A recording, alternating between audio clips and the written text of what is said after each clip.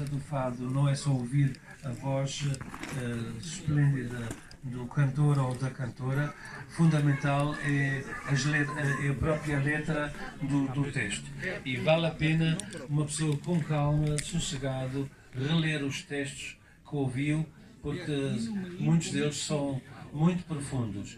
E os textos por nós escolhidos aqui são textos que são um bocado irracionais. É aquela atitude que eu mencionei há um bocado, o português triste, canta o fado e põe a guitarra a chorar. Só existe aqui entre nós, não existe em mais parte nenhuma. E isso é algo muito valioso. Agora, cabe-me a mim, novamente, vou desta vez falar sobre a terceira missão lusa, guiar para o Império Espiritual. Nós sabemos acerca da tentativa de Dom Manuel I de criar o Quinto Império. Ele só cometeu o erro em não ver a diferença entre um império temporal e um império espiritual. E por isso, Dom Manuel I tinha território na Europa, Portugal obviamente, tinha território na América, Brasil, tinha território em África, Ceuta, Tanger e por aí fora, Costa da Mina, Angola, Moçambique, São Tomé e Príncipe, Cabo Verde, tudo isso. E de repente o nosso Vasco da Gama chega ao Índico e volta com o Índico com um conhecimento fundamental. O Vasco da Gama passou o inverno de 1498 numa pequena ilha ao sul de Goa. A ilha chama-se Angediva. Esta ilha é fundamental para o conhecimento da história de Portugal e ela é negligenciada quase por imposição de forças que não querem que se fale acerca dela. E não querem porquê? Porque acontece algo no dia de Natal de 1498, o governador da ilha de Angediva, em concordância com todos os habitantes da ilha, muito interessante, todos eles cristãos, porque a ilha de Angediva, já há mais de um milénio, era o centro de refúgio dos cristãos do Índico. Normalmente nunca nos é mencionado que havia cristãos na Índia antes de Vasco da Gama lá chegar. Até chegaram a gozar com isso, a dizer que Vasco da Gama se tinha ajoelhado em frente de uma deusa hindu, pensando que era Nossa Senhora com menino. Nada disso. Vasco da Gama esteve em templos cristãos na Índia. O que é essa presença normalmente não nos é mencionada, porque trata-se do cristianismo copta, criado por São Mateus, do cristianismo sírio-malabar, do cristianismo nestoriano, do cristianismo são tomense. O problema de São Tomé era o irmão mais jovem de Jesus Cristo. E isto a Igreja Católica pura e simplesmente não aceita. Na Índia é perfeitamente aceito que Nossa Senhora teve mais crianças. A Bíblia fala em relação a São Tomé como sendo dídimo de Jesus Cristo. A palavra dídimo traduzida à letra significa irmão gêmeo. Mas irmão gêmeo não no sentido de ter nascido na mesma altura que o outro, mas irmão gêmeo pode ser filho da mesma mãe e do mesmo pai. Pode ser 2 ou 3 anos mais novo, que é o caso de São Tomé. Por isso até houve uma ligação muito grande entre Nosso Senhor e São Tomé. Ele gostava mesmo muito dele. E por isso também São Tomé foi o único quem teve a coragem, com o reaparecimento de Cristo, de ver para crer, de pôr a mão dentro da ferida. Quando após o concílio de Niceia, no ano 325, São Jerónimo foi ao deserto com as Sagradas Escrituras para comparar umas com as outras. E no Concílio de Niceia, claro, os 30 representantes das 30 diferentes igrejas cristãs na bacia do Mediterrâneo reuniram-se todos, levaram as suas Sagradas Escrituras para serem comparadas, para não haver um que interpreta o assunto de uma maneira e outro que interpreta de outra maneira. Claro, o que é que aconteceu? As 30 Escrituras foram todas confiscadas e todas queimadas. E depois houve uma reunião, esta reunião é muito significativa, houve 3 cristãos arianos nesse conjunto, e houve 27 não cristãos arianos. E então aquilo deu para o torto. Um dos cristãos, dos bispos cristãos arianos foi assassinado à espada, os outros dois saltaram pela janela. Isso não foi problema nenhum. Um dia a seguir pegaram outros 3 quaisquer que puseram no lugar deles para em unanimidade se tomar a decisão. Isto em geral é nos escondido, mas são factos absolutamente concretos. E o problema para o São Jerónimo, que criou a nossa Vulgata, é exatamente este, porque ele recebeu proibição de incluir o Evangelho de São Tomé na nossa Vulgata. Por isso a nossa Vulgata só tem São Mateus, São João, São Lucas e São Marcos. Muito obrigado, peço desculpa. Mas falta o de São Tomé. A primeira vez que apareceu um Evangelho de São Tomé completo foi num túmulo copta na cidade de Alexandria. Isto foi depois da Segunda Guerra Mundial. Aquilo foi traduzido para o francês e uma tipografia então resolveu imprimir o Evangelho de São Tomé. E o que aconteceu? De repente surge alguém com dinheiro, comprou a edição toda, inclusivamente as provas e tudo, e pagou e desapareceu e nunca mais foi visto exemplar nenhum. Depois, passado pouco tempo, uma tipografia na Suíça resolveu então fazer uma nova edição. Tiveram que traduzir tudo novamente, o que não é brincadeira, e porque traduzir do copta para do GE, que é a língua copta, traduzir depois para o francês lá da Suíça, novamente é um problema. E então a tipografia, claro, outra, na Suíça, que quis sair com este livro, foi ameaçada diversas vezes. Eles não ligaram nenhuma, de repente a tipografia ardeu toda, com todas as provas, com todos os exemplares. Depois, claro, isto não parou por aí, então o mundo de cientistas altamente interessados com acesso ao Evangelho de São Tomé resolveram por eles, de forma calada, mandar fazer uma tradução e imprimir. E esta é a primeira edição completa do Evangelho de São Tomé, que com muitas dificuldades se consegue ter acesso. E essa existe e continua a existir. Essa, por sua vez, levantou muitas polémicas e então a simples existência dela, que não convinha que existisse. Eu leio-a toda, não tem problema absolutamente nenhum, a não ser a situação. Bom, são alguns pormenores, é muito parecido com São Mateus, não há mal nenhum, mas simplesmente alguém não gosta da questão da reencarnação. Quer dizer, e a reencarnação lá é ipsis verbis, tan, quer dizer, a divisão do ser humano entre corpo, alma e espírito. Pronto. Corpo, alma, espírito. E quem diz, não há corpo, alma, espírito. Há só corpo e há alma. E o corpo é regulado pelo governo. Não é? A alma é regulada pela igreja.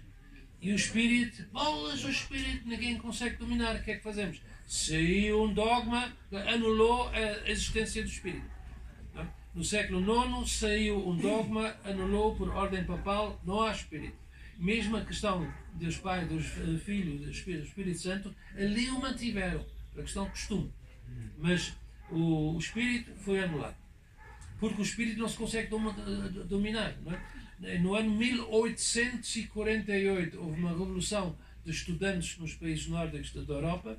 Muitos deles eram chamados os pensadores livres e muitos deles subiram os tais 13 degraus até ao cadafalso antes de serem enforcados, puro e simplesmente porque cantaram a canção do espírito livre. Os pensamentos são livres, eles passam voando como nuvens de fumo estão passando. Será sempre assim, porque nenhum caçador, nenhum homem os pode saber, nenhum caçador os pode abater, os pensamentos serão livres. E dizer estas frases era pena de morte. 1848. O problema em relação ao espírito. E isso levou muitos problemas. Mas essa diferença entre corpo, alma e espírito, o Evangelho de São Tomé traz-o perfeitamente e não vê problema nenhum nisso. Eu estou por crer que o Evangelho de São Mateus também o tinha, só que foi censurado e então já não aparecia. Não é?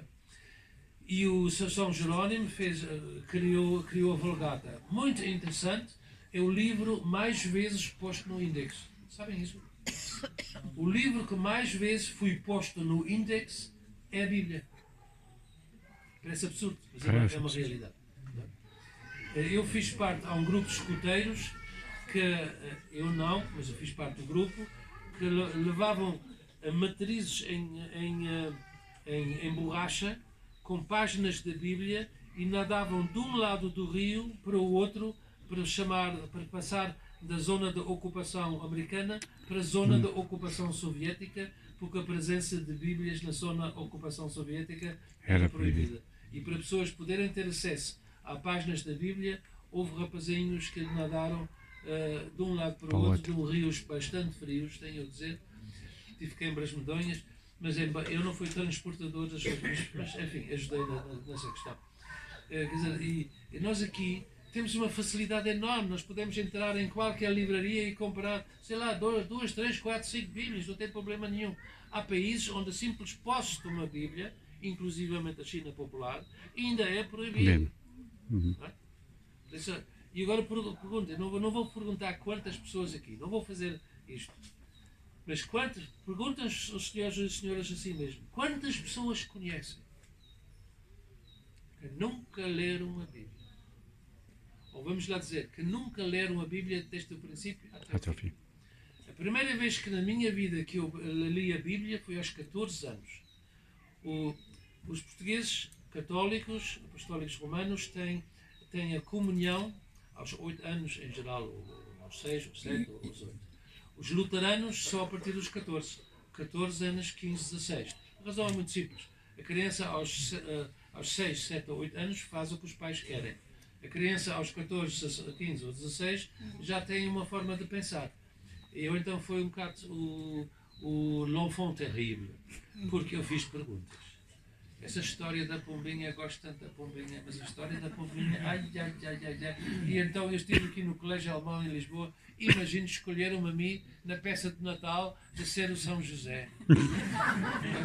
E depois foi a que fez Nossa Senhora, ainda hoje é uma joia de uma senhora, casada com um militar português.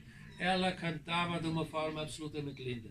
E eu era cantor do rock and roll, não tinha absolutamente nada a ver com isso, mas enfim, lá me escolheram e não pude dizer que não, tive que cantar. Não é? Lá estava eu com a criancinha e cantar a minha peça. Todos adoraram, todos gostaram e depois tive que eu dar a minha opinião sobre o meu papel. E eu expliquei, olha, eu adorei tomar parte nisso e com todo o gosto gostei, só não gostei de uma coisa no papel, essa história da pompinha está mal explicada. Levaram-me tão mal na família. Bom, enfim, isto vem a propósito só da questão, o Espírito Santo tem muita importância na questão portuguesa, já mencionado pelo Carlos Dumas. Agora saibam o seguinte, muito importante um pormenor, eu estudei acerca da viagem do Vasco da Gama, só existem 3 documentos. Uma carta do Dom Manuel I aos reis de Espanha, a falar desta ida, uma carta do Dom Manuel de Portugal ao representante de Portugal em Roma, para entregar ao Papa, e existe o chamado, famoso, o diário de bordo atribuído ao Álvaro Velho do Porto. Não se sabe se era dele, não se sabe se não era dele. Era de um renegado. Quer dizer, era um condenado. E por isso ele foi depois, no caminho de volta, ele foi largado na Costa de Mina. E não sabemos nem o nome dele, nem o que é que mais lhe aconteceu. Esse diário de bordo é precioso, porque diariamente lá escrevia tudo o que acontecia. Estudei essa carta diversas vezes, não tenho conta. Aqui, isto, e fazemos a guarda. Quer dizer, vamos buscar água doce. Dia seguinte, isto, e 2 dias depois fazemos a guarda. 2 dias depois, isto, e fazemos a guarda. A viagem toda. Mas, desde Cabo Verde, até chegar à ponta sul da Praia Helena, não é Ilha Santa Helena, Praia Helena, no sul da Namíbia, já perto da África do Sul, o que é que vem? Vimos uma baleia. Mais nada. Faltam X semanas de relatos. E por que razão faltam? Por razões do Estado. Porque não existe o original. Existe só uma cópia do original. Concretamente, do Diário do Álvaro Velho, da viagem de Vasco da Gama, há 3 supostamente originais, nenhum deles é. Todos eles são cópias e cópias das cópias, com ligeiras diferenças. Mas eles são muito preciosos, muito preciosos. E toda a parte de uma certa altura no Atlântico até chegando ao fim do Atlântico, falta toda. Só há uma frase: vimos uma baleia. Isto é metido quase à força. Não é? E então como é que eles viveram? Onde é que eles foram buscar água doce? Onde é que foram buscar frutas? Para não ter escorbuto nessa altura. Eles foram ao Brasil. Não está? Carreguei mal? Ok. Falta eletricidade? Falta a luz, se calhar. Não sei, veja lá. Carreguei numa coisa errada? Não. Agora já tem. Obrigado. O que nós sabemos hoje, o que já o Almirante Cá Coutinho sabia, a viagem de Vasco da Gama inclui perfeitamente a paragem no Brasil, para aguada, para frutas, para tudo isso. Perfeitamente. Só que eram segredos da coroa, não podiam ser revelados. Quando Vasco da Gama chega à Ilha de Angediva, a Ilha de Angediva era, já há mais de um milénio, o local de refúgio das diferentes comunidades cristãs à borda de todo o Índico. Houve até um rei cristão de todo o Índico, e o seu cetro estava na Ilha de Angediva. E o governador da Ilha de Angediva, no Natal de 1498, oferece a Vasco da Gama a ilha, com o pedido do Vasco da Gama pedir ao Dom Manuel I, para Dom Manuel I os aceitar como seus súbditos. Mas o peso da Ilha de Angediva na questão dos diferentes cristianismos no Índico é tão grande, que esta entrada da Ilha de Angediva, o grande refúgio do cristianismo, mesmo em frente às portas hindus e jains e islão e tudo o que lá existia, foi tão importante, que significava a entrada dos cristãos da Ásia no Reino de Portugal. E então Dom Manuel de Portugal manda uma embaixada a Roma com 17 cavaleiros escolhidos para apresentar as suas razões para ser reconhecido como imperador. Simplesmente em Roma achou que cristianismos que não são súbditos do Papa não são cristianismos. Classificou-os de hereges e anulou isso, e Dom Manuel I não ficou imperador. E de quem depois tentou Dom João III fez uma tentativazinha. Ele mandou cunhar uma grande moeda de ouro, linda de facto, e que mostra São Tomé em todo o esplendor, e depois a inscrição à volta: São Tomé, toda a Índia te é sagradada, te é dedicada. Onde é que é a Índia? Preste João das Índias. Só há uma Índia, há 2 Índias, quantas Índias são? Então, concreto, o que era o seguinte: quem alguma vez esteve no Egito e com olhos abertos vê que o Egito realmente é apenas um rio, com 500 metros de civilização de um lado e 1500 metros de civilização do outro lado. Todo o resto do Egito é para esquecer. É como o Sr. Hernani Cardoso mencionou acerca dos desertos: aquilo é só pedras, poeiras, areias e absolutamente zero, nada. Nem uma árvore, nem nada, nem um bichinho, a não ser um escorpião ou uma cobra. Assim. E então, o Nilo divide esse país. E é muito interessante saber: de um lado do Nilo é considerado África, do outro lado do Nilo é considerado Índia. Por isso, quando o Preste João das Índias, por nós, o trono dele é descoberto em Lalibela, na Abessínia fazia parte das Índias. E por isso Dom João III mandou cunhar uma moeda deste tamanho, dedicando isto tudo ao São Tomé. Em Roma atiraram-se para o ar e exigiram a retirada da circulação dessa moeda, porque eles não podiam de forma nenhuma admitir que um continente inteiro fosse entregue a uma figura que não era, que era considerada persona non grata. Não tinha culpa nenhuma, o São Tomé dessa situação, não é? Mas no século XVI a moeda saiu da circulação por essas razões. E então aparece agora de Vasco da Gama e recebe como oferta do governador de Angediva, recebe o cetro do rei cristão do Índico e transporta para cá. E deu entrada cá no Paço, muito provavelmente, no primeiro museu de arqueologia que existia em Portugal, era chamada Sala das Pedras, onde já deu entrada, mas não, deu entrada depois disso, a célebre pedra do único apóstolo de Jesus Cristo do qual se descobriu o túmulo, que é o apóstolo de São Tomé em Meliapor, que foi tomado por nós essa cidade e depois batizada cidade de São Tomé. E durante o século e meio que esteve nas mãos portuguesas, tudo isso é considerado cidade de São Tomé, depois passou novamente a ser cidade de Meliapor. E a laje de São Tomé vem, quem viu a primeira edição e a segunda edição também do Dom João de Castro, quarto vice-rei da Índia, lá vem a gravura da laje da Sala das Pedras do Paço Real em Lisboa de São Tomé. E o que é que está?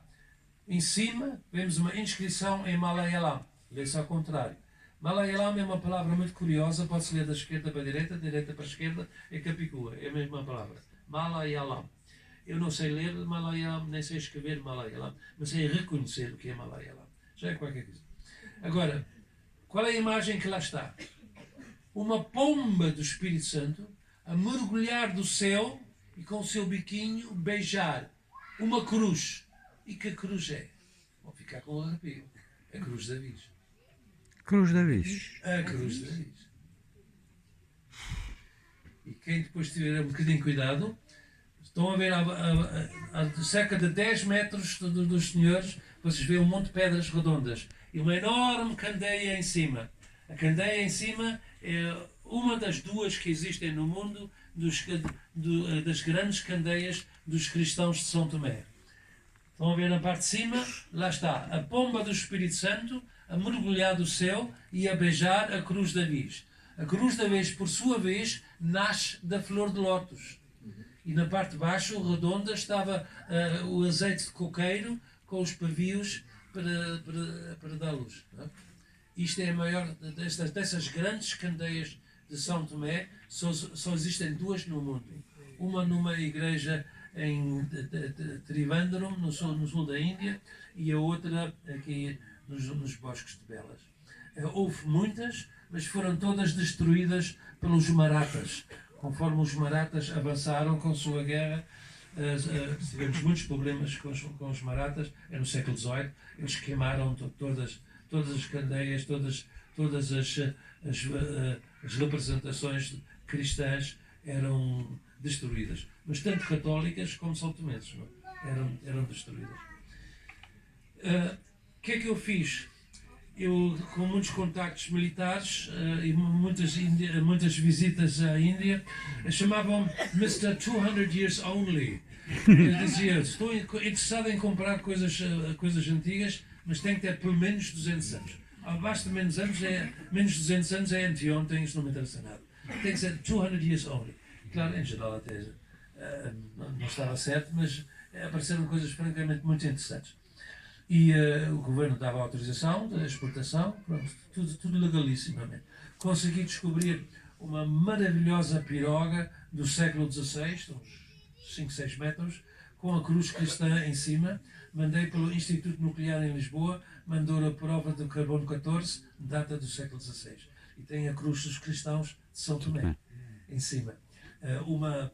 Só a parte da proa e a parte da popa de outra idêntica, mas mais rica ainda, está dentro da ermida. Mas falta o resto da carcaça. Já é uma coisa bastante interessante. Nisso encontrei também, pendurado por baixo de um telheiro, essa piroga é para diversas pessoas. Uma piroga pequenina, só para uma pessoa. As pessoas lá são de 1,40 m a 1,50 m. Portanto, uma piroga muito pequenina. E então, quer dizer, só dava para os rios de Coxim. Coxim é como Veneza, as ruas são estradas de água. E então, esta eu olhei para ela e disse, epá, esta é mesmo muito antiga. E então levei-a também. E trouxe para cá. É uma sensação a nível mundial, é do século XIV. E então fiz uma grande exposição na Cordoaria Nacional de Lisboa. Mostrei a sala com 410 metros de comprido, enchia toda. Mostrei 10.000 peças do Museu Luz Alemão, ali enchi umas 200 vitrines. E ali também mostrei as duas pirogas. Vieram logo mais línguas a dizer, ele agora vai vender isso ao governo português por uma tuta. Ele comprou isso por tuta e meia. Isto aqui, isto vale um milhão. Ele vai vender isso ao governo português. Eu não vendi nada ao governo português. No fim da exposição, eu estive a ver, onde é que eu vou por isso? Até tivemos uma cena muito engraçada. Um almirante amigo meu, na piroga grande, quis que ia atravessar a piscina. Ele é pequenino, ele conseguiu atravessar a piscina. Mas quando saí, estava com tudo encharcado, tinha entrado um bocadinho de água lá. Um amigo meu que fez essa proeza, o Fausto. Né? Um homem muito valente, mas tudo a gargalhar. Enfim, eu não tinha sítio para ele, para aquela piroga grande. E a outra era de tal maneira importante a nível mundial, não se conhece nenhuma embarcação que esteve a flutuar em serviço durante mais de meio milénio, a não ser aquela. E então o que é que eu fiz? Com um gestozinho, o Museu Luz Alemão ofereci as duas ao Museu da Marinha. Quer dizer, ninguém ganhou dinheiro de nada. Com os gestozinhos estão lá, com dedicatória e tal, e ao lado o respectivo relatório do Instituto Nuclear de Lisboa com as atribuições de datas.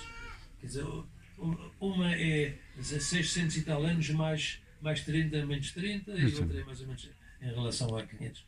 E lá estão. E é interessante. Quando eu soube que a ilha de Angediva foi tomada pela União Indiana em 1961, seguia um bocadinho o destino da ilha de Angediva. Aconteceram lá coisas muito estranhas. Para já toda a população foi expulsa. Toda, sai de onde seguir. Claro, muitos que lá estavam, os cristãos são também, em geral, ou são pescadores, gente humilde, mas com uma categoria ética e moral, só casam uma vez por ano, uma vez por vida. Só casam uma vez por vida. Se uma pessoa vai para os Estados Unidos da América e põe uma ação não sei o quê, contra a sogra não sei o quê, depois riscam o nome da sogra, já mudou, já é outra, mas a ação mantém-se. Enfim, já é diferente. Os cristãos são também, eu gosto imenso deles, eles têm a forma de cristianismo mais puro. O isabelismo e o culto do Espírito Santo estão lá 100% presentes. Gosto imenso disso. Aconteceu uma coisa estranha que não tem explicação, vou-me chamar agora a mim irracional, paciência, assumo. Eu fui convidado a tomar parte, junto com o tal almirante, a tomar parte num casamento de cristãos são tomenses. Eu não sou dos mais pequenos. O almirante era um bocadinho mais pequeno. Mas a viagem era 7 horas para lá e 7 horas para cá. Imagina o Fiat 500 dos antigos. Quer dizer, eu estava assim e quando saí eu não me consegui endireitar. Aquilo foi um problema dos dias. Simplesmente para me pôr em pé. Mas para assistir àquele casamento foi um dos momentos áureos da minha vida. Das coisas mais lindas que eu posso imaginar. Eu adoro o meu casamento com a minha mulher. Foi aqui mesmo aqui atrás. Para mim a igreja é o céu aberto. E, enfim, casamos aqui com música medieval e foi muito lindo. Vamos por este lado. O casamento de São Tomés. Eles só casam uma vez. A rapariga tem entre 14 e 15 e o rapaz tem entre 16 e 17. E só casam uma vez. A rapariga tem os cabelos, desde o princípio, os cabelos dela vão até ao chão.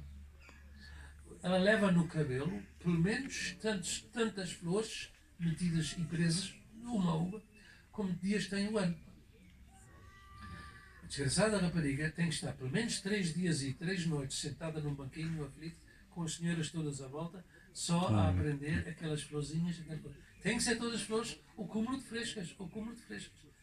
É linda, quer dizer, a forma como eles mostram aquele casamento da beleza da natureza com o casamento da ética e moral interior de gente humilde, mas muito verdadeira, muito aberta, gente que olha para os nossos olhos e continua a olhar, gente que não desvia a olhar, gente que não tem nada para esconder, são abertos, é lindo. A rapariga estava linda, o rapaz que muito bem apresentado também, só casa uma única vez. Uhum. Agora, como é que é o casamento? Entramos numa sala e depois um grupo de pessoas à volta deles, eles falavam em malayalam, mas poucas palavras ouvi. Porque a grande parte era tudo por transmissão por via de pensamento. E eu senti que todos nós estávamos ali para desejar o bem àquele casal, para a vida inteira. Seja em que língua que for. Eu desejei a minha maneira, eles da língua deles, mas todos desejamos o mesmo. E os dois foram depositantes, fiéis depositários dos nossos bons desejos para eles. Toda a gente na sala sentiu exatamente isso. Isso para um cérebro que liga só do lado do lógico e do materialismo não tem validade nenhuma. Sei, coitados. Uhum. O que eles perdem. O que eles perdem. Bom, eles são muito teimosos, os cristãos são também. São Francisco Xavier chegou a Goa, teve uma reunião com eles, falou, receberam-no muito bem, jantaram juntos, aleluia, tudo contente. Espírito Santo, Nossa Senhora, Jesus, lindo, tudo. Só no fim ele disse, mas bem mais cedo, vocês agora devem aceitar o Papa em Roma como sendo vosso guia espiritual superior. Eles disseram, temos todo o respeito pelo Senhor, temos todo o respeito pela sua interpretação da fé, mas nós juramos fidelidade, os nossos antepassados juraram fidelidade a São Tomé. E assim será. Sabem que a única página verdadeira negra na história de Portugal que eu descobri até hoje está escondida num cofre no Palácio da Ajuda. Não vem na Torre do Tombo, não vem na Biblioteca Nacional. Foi o Sínodo de Diamper. Quem é que alguma vez ouviu falar no Sínodo de Diamper? Houve um problema. Os cristãos são-tomenses eram tantos, que eles escolhiam o seu próprio... Os cristãos são-tomenses eram tantos, eles escolhiam o seu próprio bispo, em Goa. E quando veio um bispo mandado por Roma, por via Lisboa, era bem recebido nos conventos portugueses e nas igrejas que os portugueses tinham colocado, mas não era recebido pelos cristãos são-tomenses, porque não tinham nada a ver com eles. E eles bem tentaram, depois com a introdução da Inquisição em Goa, não foi para converter hindus, não foi para converter judeus, não foi para converter islâmicos, é para acabar com os cristãos são-tomenses. Porque um judeu pode ser convertido, um islâmico pode ser convertido, quem não pode ser convertido, um cristão que é cristão convicto e não aceita o Papa. Pronto, não dava. E então eles tentaram, mas vieram ao mesmo tempo o bispo cristão são-tomense e o bispo enviado por Roma. Acontece que em 1598 morre Filipe II. Então vem Filipe III. Na mesma altura, pode ser coincidência, mas não vamos duvidar isso. Na mesma altura morre o bispo cristão são-tomense de Goa. E então Roma pensa, agora, com uma mudança de reino em Espanha, com uma mudança interior que houve na altura entre os jesuítas, vamos aproveitar isso para lançar a anulação dos cristãos são-tomenses. Fizeram ao contrário, vamos convertê-los à fé única e verdadeira. Quem for a Torres Vedras, há um monumento, há um convento da Graça. Em Torres Vedras tem onde andam os moços, como é que se chama aquele quadrado? Claustro. Um claustro, desculpe, faltou uma palavra, às vezes penso numa língua e noutra. No claustro interior do Convento da Graça é tudo coberto com painéis de azulejos. Todos os painéis de azulejos ali estão, mostram a tentativa da conversão dos cristãos são-tomenses para o catolicismo. E porque foi tudo feito por um cardeal de lá. Eu tenho o próprio livro do cardeal, que é extremamente raro, mas claro, existem outros exemplares, mas é muito raro, muito interessante, de tudo o que ele fez para converter os cristãos são-tomenses para o cristianismo. E tenho outro livro mais raro ainda, que só conheço o exemplar que eu consegui resguardar aqui para o museu, um livro escrito por um príncipe indiano, cristão são-tomense, que abraçou a fé católica. Como era príncipe indiano, era intocável. E como era cristão são-tomense, que ele quis converter os cristãos católicos apostólicos romanos para o cristianismo São Tomé. Então escreve a sua versão de certos acontecimentos na Índia. Aquilo é uma preciosidade fantástica, porque é o inside view, quer dizer, vê-se mesmo lá de dentro. E até vê-se o homem aflito de querer ser bom católico e querer ser bom cristão e querer ser bom cristão São Tomense ao mesmo tempo. Quer dizer, dá uma no cravo, outra na ferradura. É muito interessante a obra, mas abre-nos muitos conhecimentos dos quais normalmente nós não temos acesso. Qual é a página negra? Ordenaram o Filipe III de Espanha, II de Portugal, ordena, depois da morte do Filipe II, que no sino de Diamper, e o bispo era escolhido por Bagdade, que na altura era onde escolhiam os bispos cristãos são-tomenses, eram mandados para a costa de Malabar. O bispo escolhido desapareceu no caminho. É estranho quando os bispos cristãos desaparecem nessa altura na Ásia. O Zaga Zaahap, com 5 A's, imagine, Zaga Zaahap, era o embaixador do Negros da Abissínia na corte portuguesa no reinado de Dom João III. Esteve 19 anos preso pela Inquisição em Lisboa porque estava a falar de um cristianismo diferente do que devia ser. O Damião de Góis foi a única pessoa de relevo que eu pude visitar, que teve conversas com ele. O Damião de Góis foi preso pela Inquisição, não por ter almoçado com Martinho Lutero na Alemanha, não por ter vivido com Erasmus de Roterdão durante 2 semanas na casa de Erasmus de Roterdão, mas por ter publicado um livro que se chama A Verdadeira Fé Cristã dos Abissins. Eu perguntei à Biblioteca Nacional se tem este livro. Não temos, nem temos conhecimento da existência. Perguntei à Torre do Tombo, e até conheço as pessoas na Torre do Tombo, tinha muito interesse em ter acesso a esta obra. Não sabemos nada disso, não existe. Poucas semanas depois aparece um historiador britânico em minha casa, por causa de uma série de manuscritos extremamente raros que eu tenho, e eu facilitei tudo à vontade, com todo gosto. Pode fotografar, pode estudar, não há problema nenhum.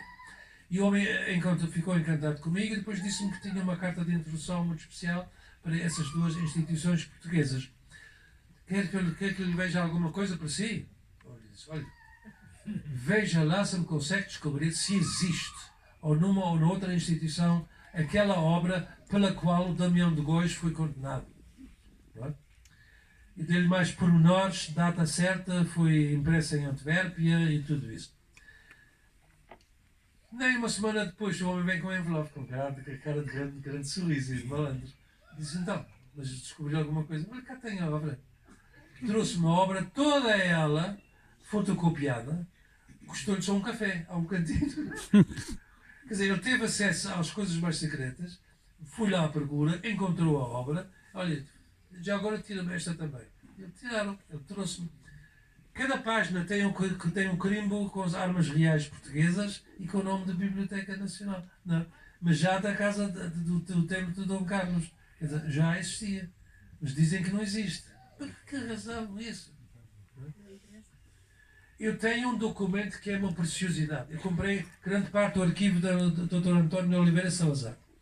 E tive aquilo durante ano e meio em minha casa. Depois, uma pessoa que eu estimei imenso, éramos bastante amigos, o professor Franco Nogueira, visitou-me só para ver aquele arquivo todo. Ficou encantado. E então resolvi ceder aquele arquivo todo ao embaixador Franco Nogueira. E ele depois saiu com uma obra de X volumes, A Seca de Salazar, e realmente ele encontrou lá muita coisa de interesse. Mas eu encontrei algumas coisas que eu pensei, olha, desculpem, mas este é tão delicioso, eu gostava muito de ficar com isto. Está bem, muito bem, está bem, muito bem. Uma das preciosidades que eu guardei é um senhor, na altura professor em Coimbra, Dr. António de Oliveira Salazar, pede ao Tribunal do Santo Ofício, em 1926, autorização para ler esta obra, esta obra e esta obra e esta obra que estão no índex. Quem é que sabia que em 1926 ainda havia Tribunal do Santo Ofício a quem se tinha pedido autorização para ler um livro do índex? E a resposta, sim senhor, a autorização é-lhe dada, mas como ressalva, desde que não mostra a outros e desde que não causa escândalo público. Então, quem causou o escândalo público, pois fui eu. Eu fui convidado para um dos colégios mais bem instalados que Portugal tem. Muita categoria. Bom, perto do aeroporto. Lá para aqueles lados. Mas um colégio muitíssimo bom. Valsacina. Não Francisco Xavier. Não interessa. Um colégio do mais bem equipado que existe. Eu já tinha sido convidado para eles para dar uma palestra e dei a palestra sobre a minha obra dos Açores à Antártida. E aceitaram em pleno e dei, adoraram. E depois tive uma livre escolha temática.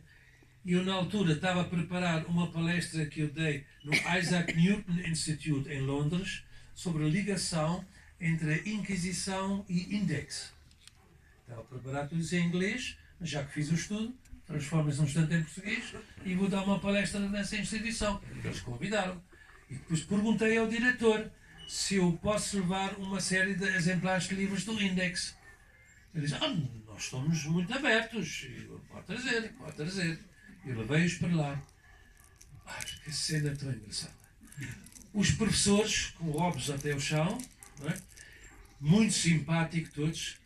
A Bíblia de Lutero.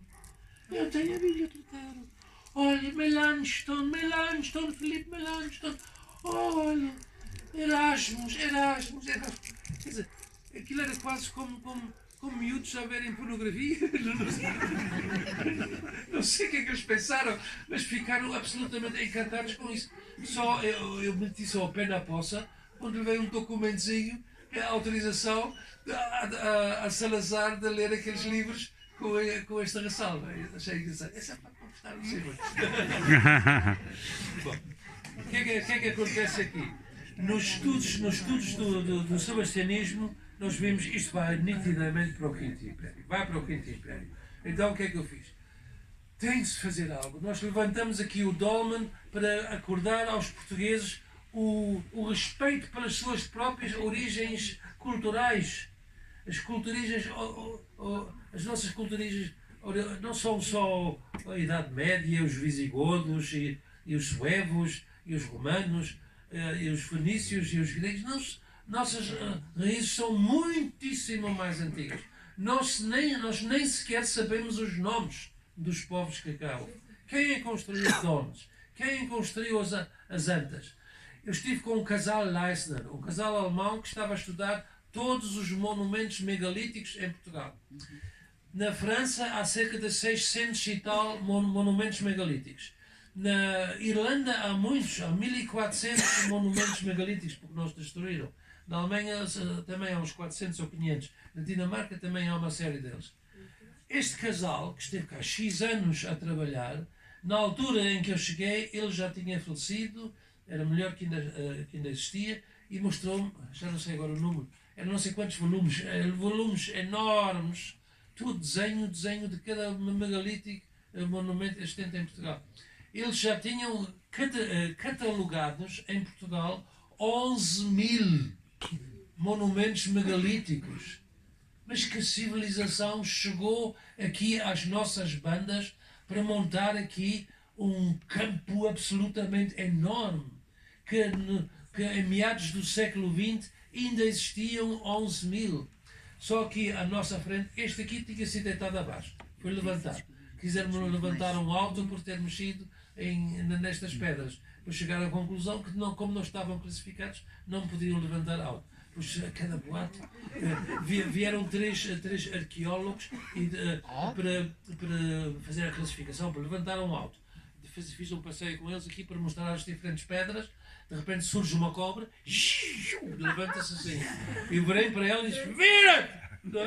E ela dá meia volta e desaparece. E depois, desde então, naquele campo dos encartados, o gajo fala com as cobras. Fala com as cobras. Normalmente não falo com cobras, não tenho esse costume. Calhou naquela altura, não é? Ela estava mais assustada do que nós. Enfim, quisemos levantar o arco, não levantaram. Mas aqui em frente houve 3 dólmenes. Foram deitados abaixo e o empreiteiro que os deitou abaixo pagou os 30 contos da multa e pronto, mais nada. Ali em frente, há 4 anos, ainda existia uma pedra fabulosa, enorme. Era o chapéu de um dolmen. Mas caiu uma, ficou assim, uma pedra muito escorregadia, enorme, muito comprida. Havia um costume cá na terra. E o padre da aldeia ficava danado quando ele sabia que as senhoras tinham lá ido. Senhoras que não conseguiam engravidar, em noites de luar, não sei o quê, iam com cânticos estranhíssimos ali por cima, com pouca calcinha em baixo, e depois escorregavam aquela pedra abaixo, diziam que isto abriria fertilidade com uma porcentagem múltipla. Não sei se funciona, se não funciona, não me diz respeito, mas eu respeito o povo e fui ouvindo muitas histórias dessas. E o padre que cá estava fora de si quando ele subia lá, que tinha havido mais uma noite dessas. Não? Agora, acabaram com isso. E acabaram como? Porque construíram uma estrada perto, puseram tantas cargas de dinamite para arrebentar umas rochas da estrada, que aquela pedra enorme, com alguns 12 metros de comprido, achou partido, acabou-se. Não há culpados nem nada. Foi azar, foi perto, houve obras de uma estrada. Assim acaba-se com isto. Bom, o exército indiano tomou Goa em dezembro de 1961. Eles já tinham tomado Dadra e Nagar Haveli em 1954 e tomaram de uma forma vergonhosa. Foram para lá com caminhões e caminhões carregados de peace-loving freedom fighters. É importante. Pronto. Exato. Foram para lá e então havia um sargento e um soldado. No único posto de polícia, que era a única coisa militar que lá existia. O tamanho de Nagar Haveli é aproximadamente o tamanho do nosso Alentejo. Então, um sargento e um soldado, num enclave, Neymar tinha, num enclave, defendiam aquilo. Pronto, os dois, que todos eles queriam, daqueles milhares que vieram, todos queriam pisar naqueles dois, e pisaram e mataram os dois. Quando eu fui lá, no fim dos anos 70, não, já foi, acho que foi perto de 80, quando eu fui lá, a Nagar Haveli, foi um espanto. Fiquei com nó na garganta, às vezes falta-me a respiração, desculpem. O posto da polícia de Nagar Haveli, as janelas, claro, ficaram todas partidas, todas erguidas de novo. À volta do posto é tudo muito bem tratado, florzinhas, relvas, é diariamente regado e se falta águas por outras coisas, para as flores daqueles dois não falta nada. Pois um rochedo e num rochedo. E em português e em inglês, na data tal do ano 1954, o sargento da polícia Janicete Rosário e o seu soldado, um damaiense, desculpe, não consegui decorar o nome dele, caíram no cumprimento do seu dever. O que é que eu depois vejo? Olho através dos vidros, mas milhões de teias de aranha. Nunca mais ninguém entrou naquelas salas. Aquilo passou a ser sagrado, o terreno todo. e vou a um restaurante relativamente mais perto dali, numa terra chamada Silva, lá, ouviram, está bem, eu sou rápido,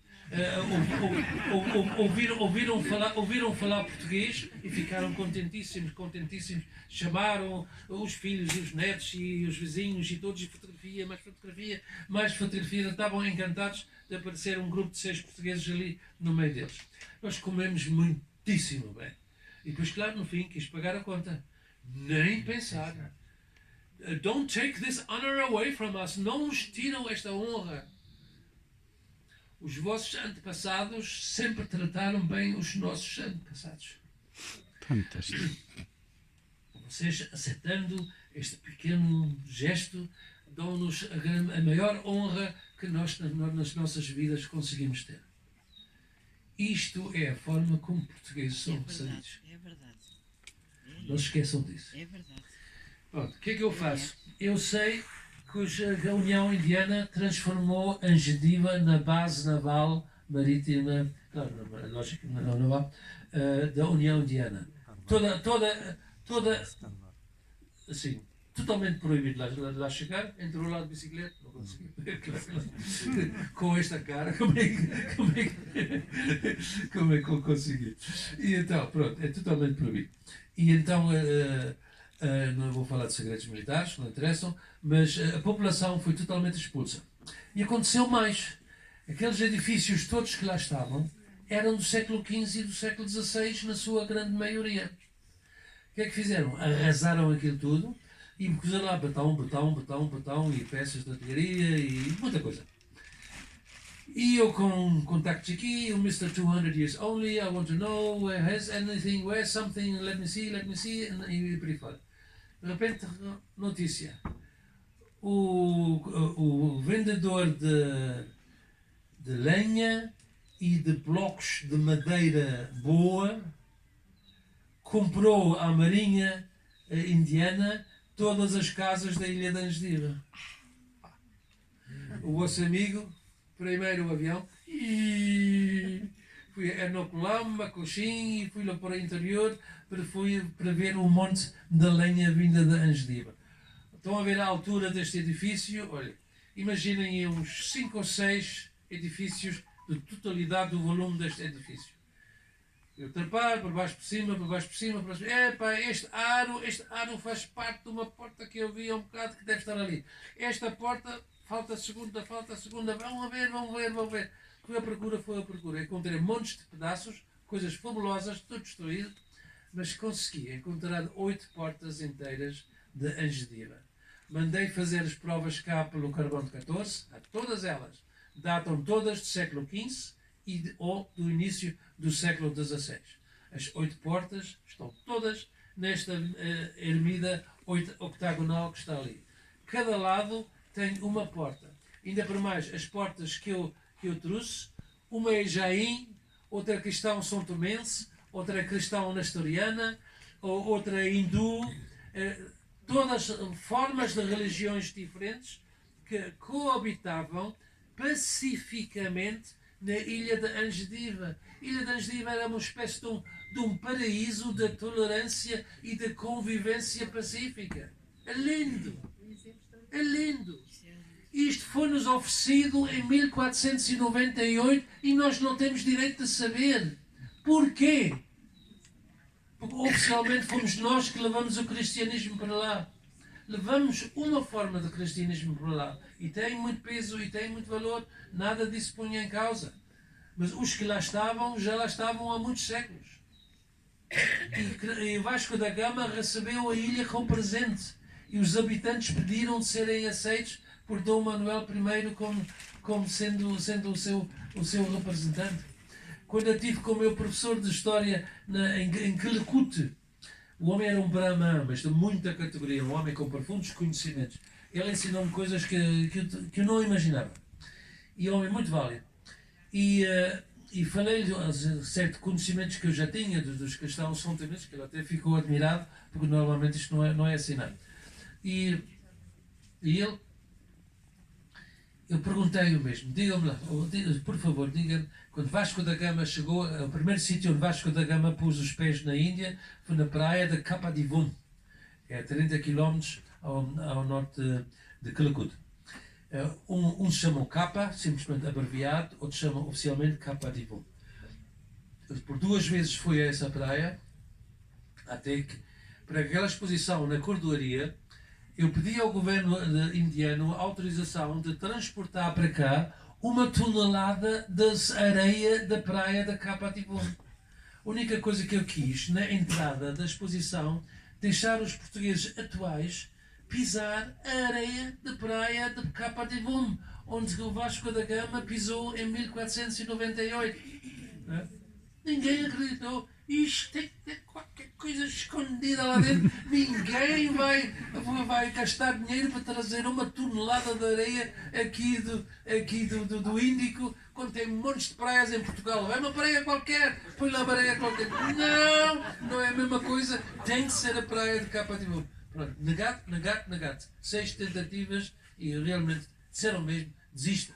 Você nunca vai conseguir essa licença. Eu não consegui. Mas o tal almirante que foi lá comigo, o Fausto, eu ofereci-lhe uma caixinha e ele foi enchendo a caixinha com areia de Capadivum. Ele tem uma caixinha cheia de areia de Capadivum. E curiosamente, eu já curiosamente, no dia preciso em que fez 500 anos em que Vasco da Gama pisou a praia de Capadivum, 500 anos pelo dia,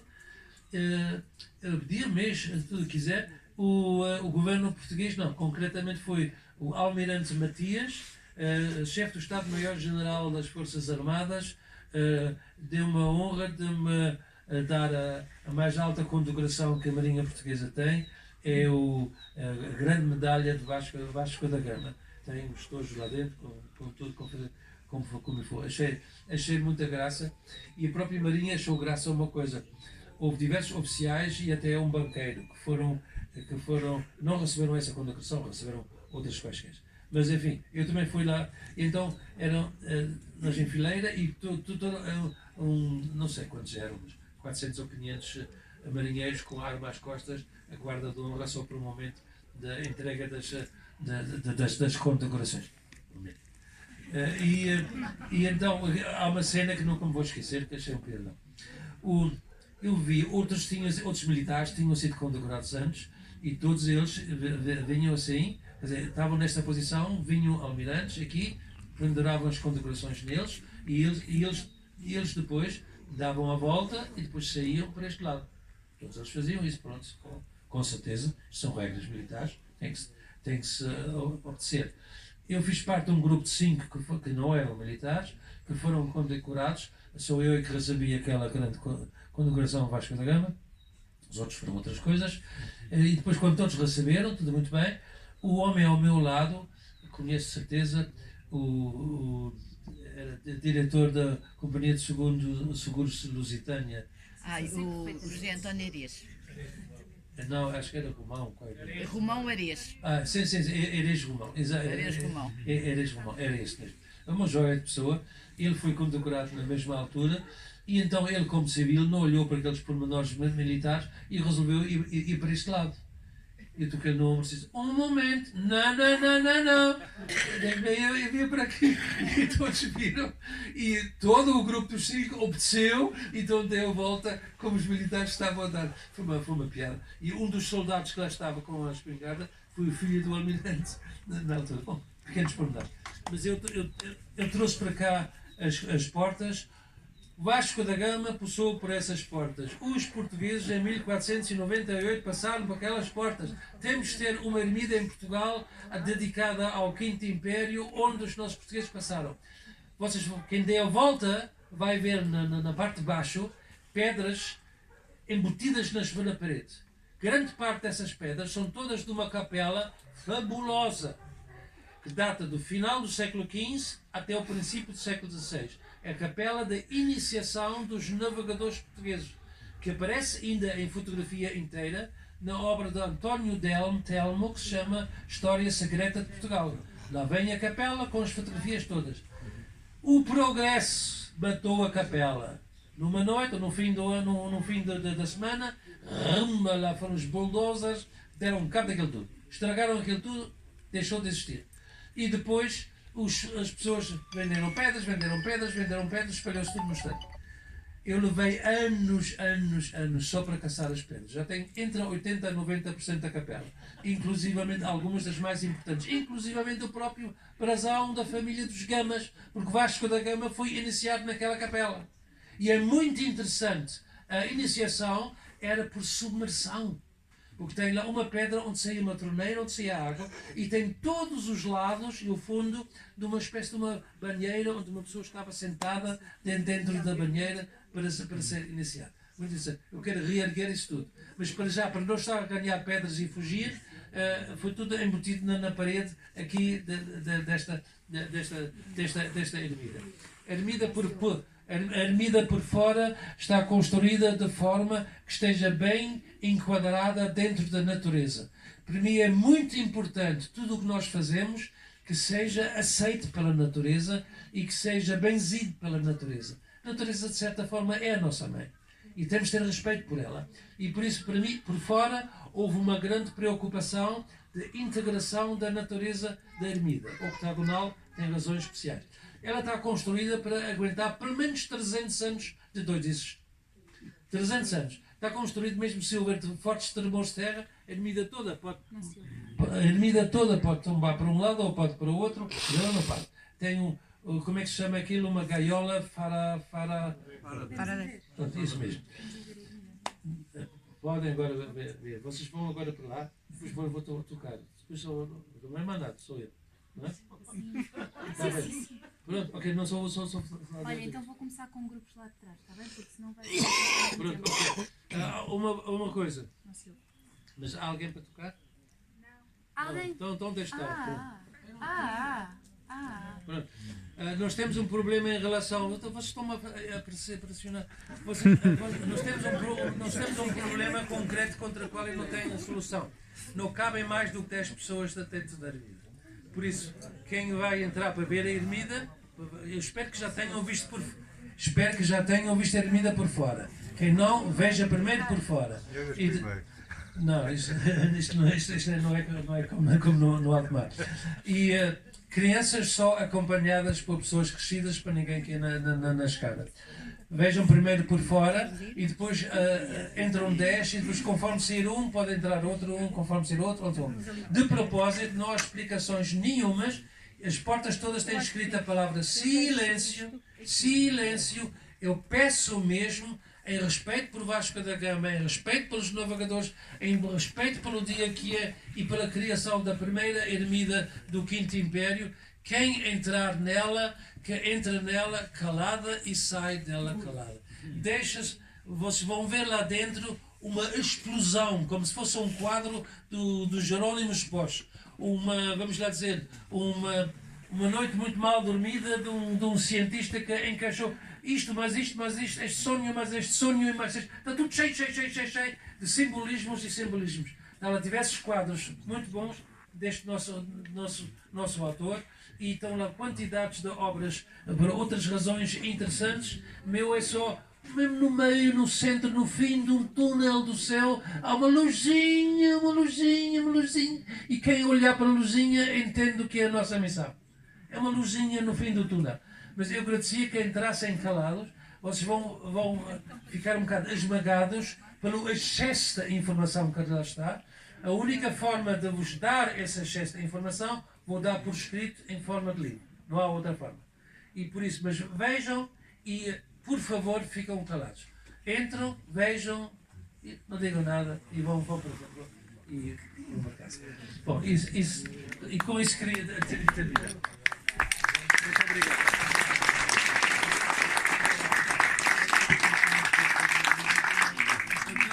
Esqueci-me completamente.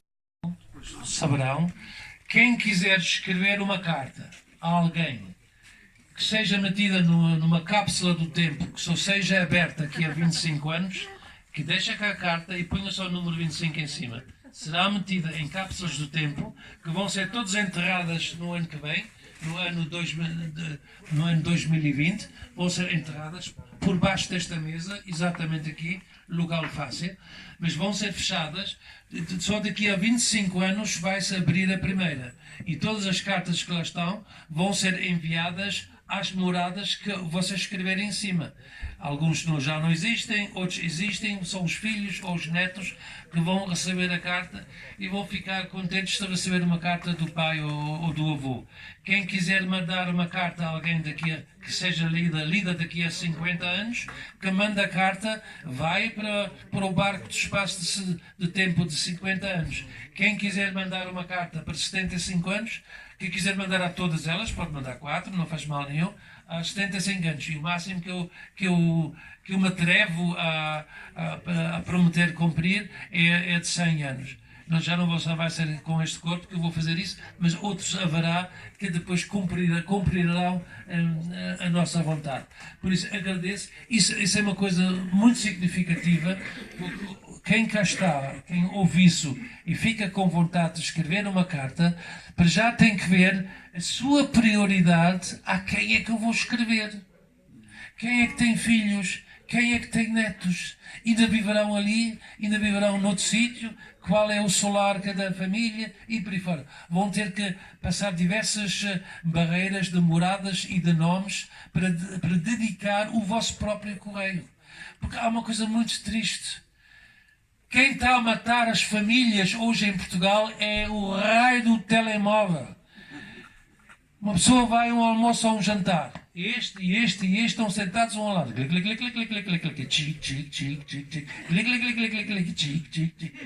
Não falam uns com os outros. Então adeus, pronto, até a próxima. Só estiveram a mexer no raio daquele objeto e mais nada. À mesma mesa. À mesma mesa, até de um lado e outro. Isto é o fim da família que está a estragar. Eu tenho cartas antigas, cartas de amor. As pessoas que escreviam com uma letra minuciosa, linda. Juntaram uma folhazinha de uma árvore, de um local que significa muito para os dois. E lá está, não é? Uma florzinha, uma pétalazinha. Lá está compressada num livro. Não? A borda da carta era recortada para fazer uns laços engraçados. A posição do selo na carta. Se é assim, significa uma coisa. Se é ao contrário, significa outra coisa. Se é posta nas costas, é para cuidar com a sogra. Não é? Estes pormenorzinhos todos, uma pessoa tem de sabê-los. Hoje, uma pessoa recebe um SMS, um e-mail, e depois delete, e acabou-se. E mais nada. E não fica nada. Não fica absolutamente nada. Aqui em casa apanhei a minha avó um dia com um grande tacho na cozinha a queimar cartas e as lágrimas a correrem. E lhe perguntei, mas o que é que estás a fazer? Eu digo, não, isto já não diz respeito a ninguém. Nenhuma dessas. A morte esqueceu-se de mim e essas pessoas todas já não existem. Isto não diz respeito a mais ninguém. Ela queimou as cartas. Podiam ser extremamente interessantes, não é? Mas eu respeitei perfeitamente, não é? Mas eu tenho cartas de amor antiquíssimas, interessantíssimas, algumas até esquecidas dentro de livros. Tenho um documento precioso, uma carta de Ignácio de Loyola a São Francisco Xavier, uma coisa fabulosa. Estava dentro da igreja que ardeu em Macau. E, enfim, veio ter comigo e as pessoas pensavam que é impressa. É tudo, é tinta da China desenhada à mão, letra por letra, tudo à mão, nada é impressa. E o que revela é francamente assustador, porque é completamente desconhecido, mas é muito importante, muito importante. Enfim, às vezes achados desses no meio de um livro, não é? Comprei uma vez um Pacamarte, uma espingarda de pedreira do século XVII, devia ter estado ao perto da mesa onde os moços que davam a comida à mesa. Antigamente, eu ainda sou dessa época, a cozinheira trazia uma folhazinha com o menu e a pessoa sabia o que é que havia de comer, o que é que havia para comer. e que depois quem faz depois a mesa pega naquilo e põe na boca do Bacamarte. E o Bacamarte estava cheio de comida. Foi interessante ver o que é que essa família comeu durante alguns 150 anos. Não é? Lá estava, são menus, desde o século XVII até o final do século XVIII. Achei isso interessante. Encontros assim coisas engraçadas. É pena com estes aparelhos todos, esperte-se por completo. Ter a possibilidade de mandar uma carta por via postal que daqui a 50 anos ou 100 anos seja entregue a alguém é verdadeiramente interessante. Eu já sei muito bem a quem é que eu vou escrever e o que eu vou escrever. E vou até dar umas dicas a umas pessoas, a outras pessoas. Olha, se uma chega lá, ótimo. Valeu a pena. É como passar sementes de uma geração a 2 ou 3 outras depois. Todos vocês têm essa hipótese. Portanto, quem quiser, alinha com isso e na próxima reunião que haverá, possivelmente no ano que vem, não é da importância de hoje, da inauguração da Ermida, mas uma festa de música, de prazer. Vamos então, nessa altura, assistir ao fechar das cápsulas e ao enterro das cápsulas. Porque ficam enterradas todas no ano 2020 e em paz. Até 2045 ninguém mexe. Na primeira. Depois abre-se a primeira e ninguém vai abrir nada. Simplesmente segue os ritmos que existem de transporte de mensagens naquela altura. Eu não sei. Muito obrigado.